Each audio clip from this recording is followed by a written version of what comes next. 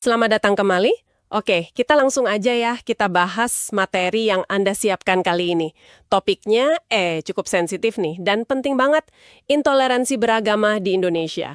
Sumber Anda kan menyorot beberapa kejadian baru-baru ini ya, termasuk yang di Padang itu, cukup bikin miris ya. Rumah doa diserang pas anak-anak lagi ibadah, ada yang luka pula. Ya, betul sekali. Dan sumber-sumber Anda ini nggak cuma bahas itu aja. Ada juga kasus yang mirip kan, di Cidahu, Sukabumi.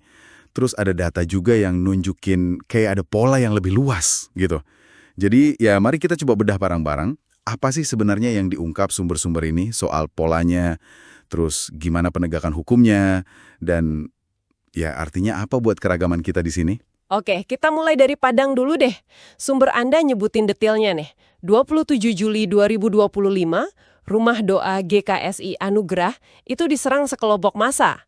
Pas lagi ada sekitar 30 anak belajar agama di dalam. Iya. Kerusakannya lumayan parah katanya, bangunan dirusak, listrik diputusin, bahkan ada laporan kekerasan fisik ke anak-anak. Pemicunya apa sih katanya? Nah, menurut sumber Anda itu, masa nuduhnya itu gereja ilegal.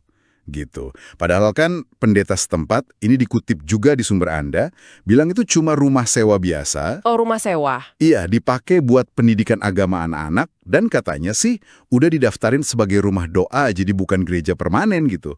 Tapi kabar baiknya Polda Sumbar udah nangkep 9 orang yang diduga pelaku. Oke, syukurlah kalau gitu.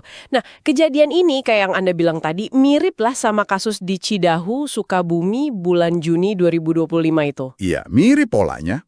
Kasus Cidahu itu juga disorot banget kan di sumber Anda? Kegiatan retret pelajar Kristen dari GAMKI itu Gerakan Angkatan Muda Kristen Indonesia dibubarin paksa juga. Yang cukup rame itu kan ada video ya katanya, yang nunjukin dugaan Kapolsek setempat malah ikut gimana ya, memprovokasi gitu. Betul, betul. Ada rekaman disebut di sumber Anda, kedengeran ada ucapan mau nutup tempat itu, terus nyebut dipakai buat hal-hal agama di luar kita. Gitu kira-kira. Wah.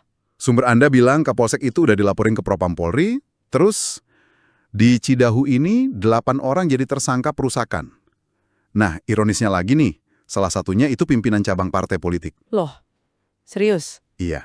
Jadi ini kayak nuatin dugaan dari sumber Anda kalau ini tuh bukan cuma kejadian sporadis aja gitu, kayak ada polanya. Jadi ada pola yang lebih gede gitu ya maksudnya? Sepertinya begitu, ya. Kalau kita lihat data yang Anda sertakan juga dari Setara Institut, itu kan LSM yang fokus ke isu HAM sama kebebasan beragama. Iya, setara. Nah, mereka nyatet ada 260 peristiwa pelanggaran kebebasan beragama dan berkeyakinan KBB sepanjang 2024.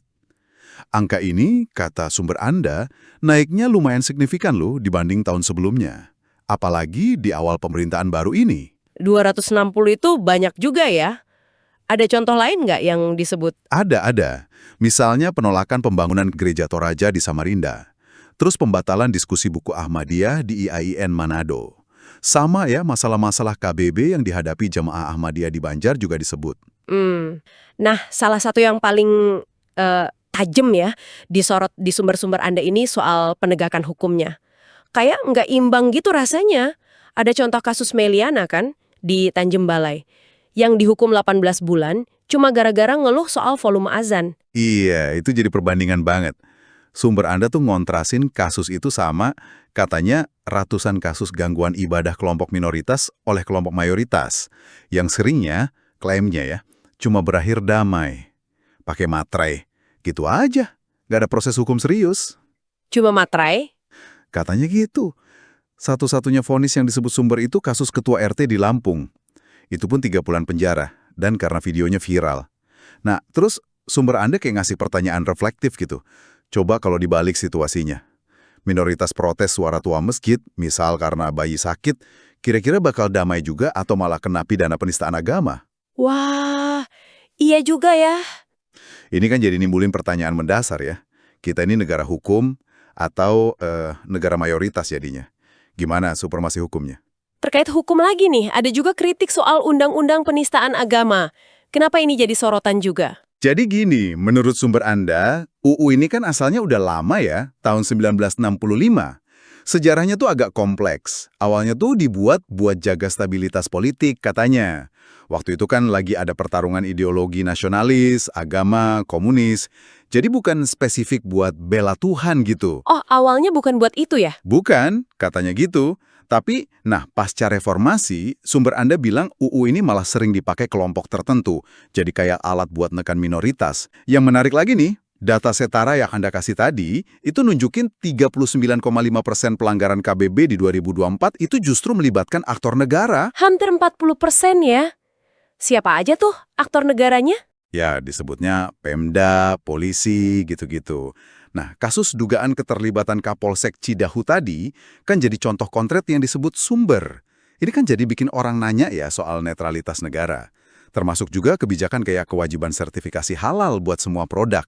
Itu juga disinggung sedikit di materi Anda. Oke, oke. Terus ada satu lagi nih, perspektif yang lumayan menarik ya dari filsuf Dietrich Bonhoeffer, dikutip salah satu sumber Anda soal bahaya kebodohan. Maksudnya bukan bodoh nggak sekolah ya, tapi nolak mikir kritis, ikut arus aja, itu katanya lebih bahaya dari kejahatan yang disengaja.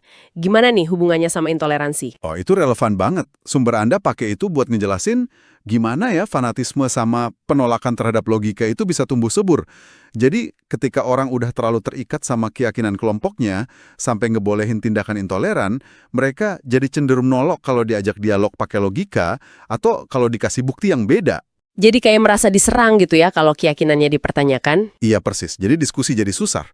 Nah, kalau kita sambungin lagi sama temuan sumber lain tadi, soal hukum yang rasanya timpang, atau dugaan keterlibatan oknum aparat, kebodohan dalam arti nolak mikir kritis, ini bisa jadi semacam, apa ya, pembenar gitu?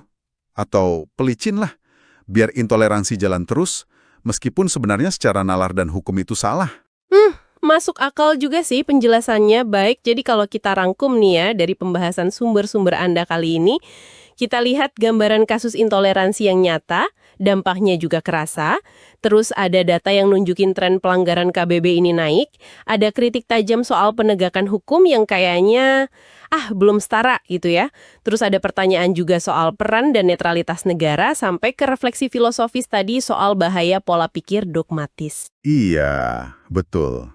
Intinya sih sumber-sumber ini kayak ngasih tantangan ya buat kita semua, buat Anda juga yang menyimak. Mungkin pertanyaan penutup aja buat direnungkan. Kalau misalnya nih, ngeritik atau mempertanyakan keyakinan tertentu itu dianggap tabu. Bahkan bisa kena hukum. Sementara hukumnya sendiri rasanya tumpul buat kasus-kasus intoleransi tertentu. Ditambah lagi ada kecenderungan kuat buat, ya udah, ikut arus kelompok aja nggak usah mikir sendiri. Nah, terus gimana caranya kita bisa mastiin semboyan Bhinneka Tunggal Ika itu beneran hidup di keseharian kita? Bukan cuma jadi pajangan atau slogan aja. Ya, semoga pembahasan ini ada manfaatnya ya. Sampai jumpa lagi di pembahasan berikut.